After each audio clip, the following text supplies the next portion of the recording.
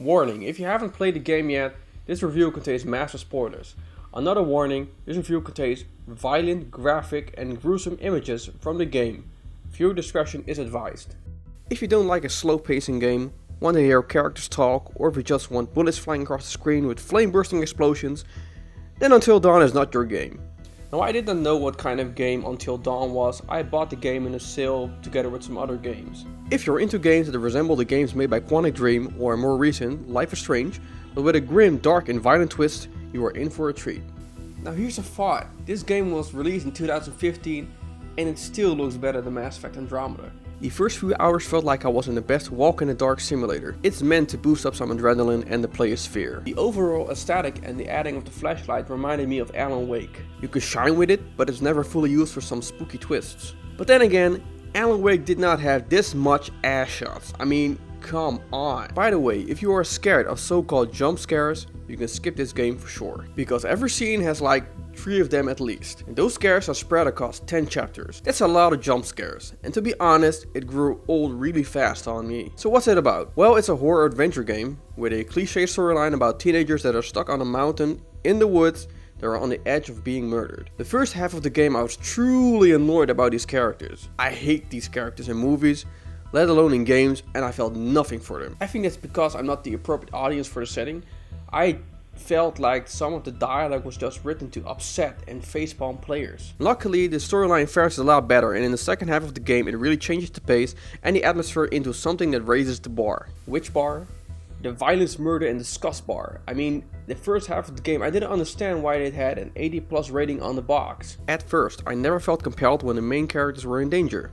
That changed a little, just a little, when the game came to reveal its true story and nature. And at that point, the game just goes all out. The hell with sincerity and playing nice. If you weren't somewhat scared before, the game now tries to mess with you by killing off your characters in the most horrific ways. One slip up and your character is brutally murdered. I didn't like any of these characters in the beginning, but I grew to like some of them. Sam, played by Hayden Panettiere, was a more stable character. Ashley felt like an upright person, and I just liked Josh. I mean, that's Mr. Robot right there.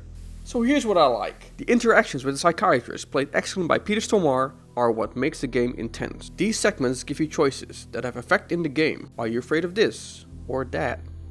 Do you hate her or him? It's also extra intensified because Peter Stormare's character has these weird facial expressions. It's like his muscles are flying all over the place. Did I mention the cinematography?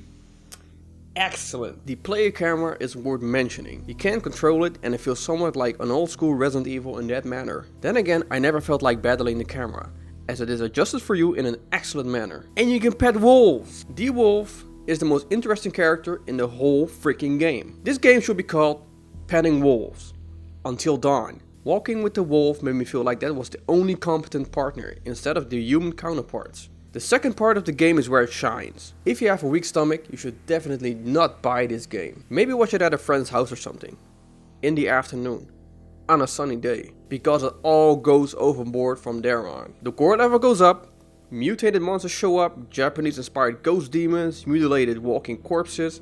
Native American myths and fucked up mind games. It's all treasured for the second half of the game. So after all this shit you've been through, it's gotta be something wrong with this game, right? Well, yes. I felt that the controls for the walking parts were clumsy and outdated, like playing the first Resident Evil game. It's also a bit annoying that your character tends to walk slow. There's an option to walk like 1 mile per hour faster if you hold down the L1 button. Whoopsie doo. I never built up a bond with these characters. You switch too often between them to build a real relationship with them. There's only one character you play frequently with, and that is Mike, who is bombarded as the protagonist. He was the only one I felt some connection to. And come on! Everyone hates Emily. Seeing her die was greatly satisfying, as well as gruesome. I felt uncomfortable watching that shit. And it's also because apparently her final move to escape one of the monsters was a timed decision. I did not know, but honestly, I did not care afterwards. Good riddance. Which gets me to another point. There's this really cool option called Don't Move, in which you have to hold your PlayStation controller still in order not to be detected by enemies. I swear half the time that shit don't work, which resulted in cheap deaths or being detected. I hated it eventually, because it gave me an ending I did not want it, seeing Sam guts sliced. I felt cheated. There was this one time I even laid down my joypad on a flat surface with absolutely no movement, and I still got noticed. Great concept, not so technically well executed. Then it all boils down to this. Do I like Until Dawn?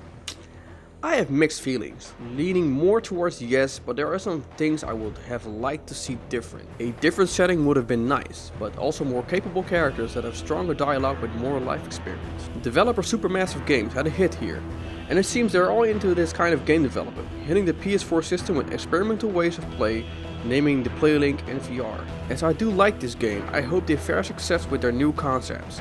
Until Dawn is a great story-driven game and worth a look.